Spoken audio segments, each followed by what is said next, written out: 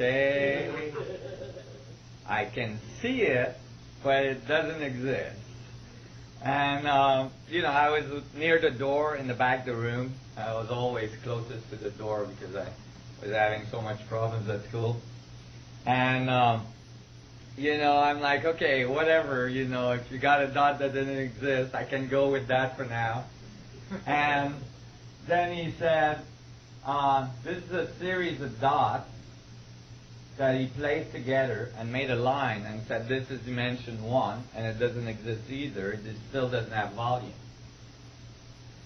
And, that seems consistent to me.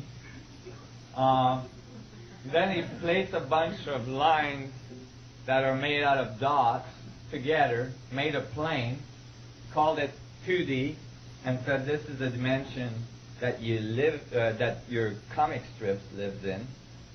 It still doesn't exist. It still doesn't have volume. Well, until then, although, it was kind of a bizarre approach, it was consistent. But then he did something that seemed like a miracle. He grabbed 6 of these planes and put them together on the blackboard, made a cube, and said, this is dimension 3, 3D, that one you exist in. I was in the back of the room, and I'm like, oh my God, how can that be? And I could tell that all the other kids in the room were like, huh? But nobody was saying anything.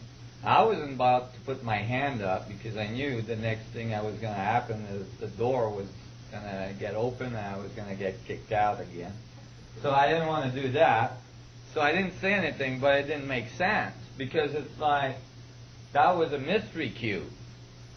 Because if you have a dot that doesn't exist, that makes a line that doesn't exist, that makes a plane that doesn't exist. You slap 6 non-existing planes together, you don't get existence. All you get is non-existence to the 4th. Okay? It's got nothing to do with existence. You just have got a bunch of non-existing dots together, so nothing exists. And that was not logical. And I have a tendency to be an extremely logical human being. And it turns out that Buckminster Fuller, I found out later, had the same problem at school. He wrote about it in his book. And he didn't understand how this worked neither, and he didn't thought it was correct. And actually, through my research, I found that this is an ancient riddle. It's mentioned in ancient manuscripts that are from the Middle East and so on, and there is all sorts of treaties about this problem, although this problem is the foundation of our understanding of physics and dimensions. And all of our knowledge is actually based on it. And it creates a lot of problems.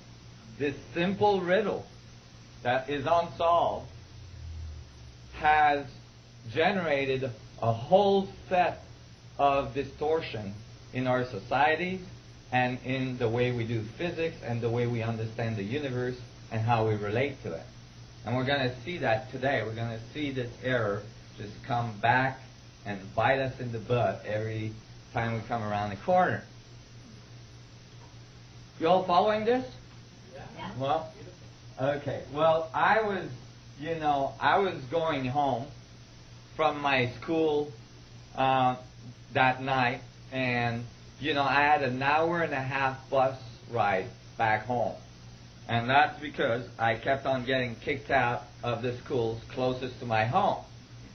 So I had to go further and further, and some physicists once told me, actually, I was furthering my education that way. And I thought that was true because I had all this time to think when I was in the bus. So I was thinking and thinking, and I was going in this bus, and I'm like, I'm not living another day without solving this. I had no idea that nobody had been able to solve this or anything like that. Nobody told me it was not solvable. Nobody told me I shouldn't be working on this when I was 10. So I was in my bus going, I cannot survive another day on this planet without knowing what the heck a dimension is. And what is this dimension I'm in? And what are these other dimensions I'm experiencing, or these other energies I'm experiencing, and so on.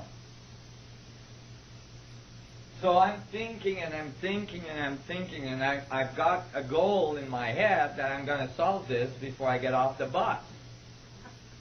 So I'm, the bus is getting crowdier, and, it's like more and more people in there, and it's getting really kind of tight. I'm like sitting on this little bench, and I'm getting squashed, and I'm getting really uncomfortable, and I'm trying to think about all this, and I'm like, I got to find a solution.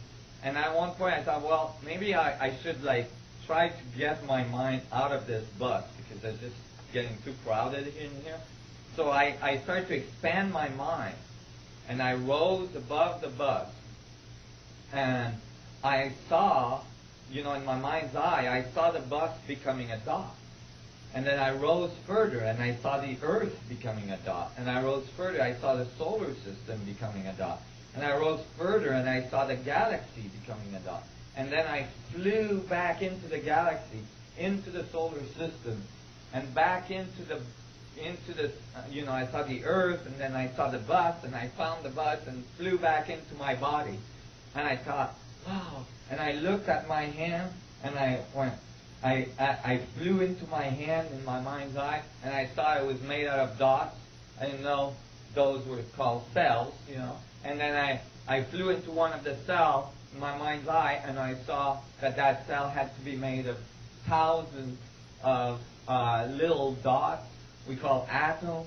And I flew into, actually, billions of little dots we call atoms. And then I flew into one of those dots, and I saw that inside the atom there was a whole bunch of other dots in the middle, and so on. And actually, that was my first glimpse at the fractal nature of the universe. And I thought, oh my God, I know how to solve this. It's a dot within a dot within a dot to infinity. And the only thing that exists is the dot. Within each point, all information is available. Each point contains the whole. So the only true existence is the point. And from that point, or from an arrangement of points, you get all of reality. Wow. I was onto something. I got really excited. That's the way it goes. Each point contains the whole. Each point has all information. Each point is connected to all other points in the universe. And then the universe arranges the points in all sorts of different ways and makes all of the things we see. Well, that would mean that each point has to contain infinite amount of energy, infinite amount of information. Well, I got excited, and I'm like, oh my God, I got to tell my mom. So I went back home, I got out of the bus, and I'm all excited. I'm like walking on the cloud. I'm feeling like I've got this illumination, and, I'm on my way to changing the world and all this. And I get home, and I wait for my mom. My mom comes back from work, and I'm like, oh, Mom, I figured out something at school today. It's real important. She smiles, and she's like, oh my God, he finally had an A in a test or something. She thought I did something real good at school. And I'm like, Mom, I figured out that each point contains the whole. Each part of you has infinite involved in it, and each point has a connection to everything else. And I'm telling her all that, and she looked at me, and she, part of your curriculum at school, is it? And I think you should go back to it. You're not doing, and and my mom is kind of a pragmatic person, and and she, she's a Roman Italian, woman, and she just looked at me and said, anyway, today, I don't feel infinite.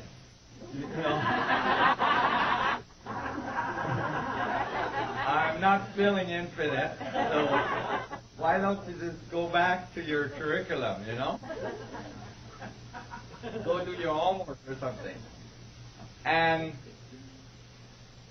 I got disappointed. It crushed me. I was like, oh my God, she's right. How can a point contain the whole if a point has a finite boundary? If the body has a finite boundary, how can it have infinity in it? So I was like, oh, I gotta go back to the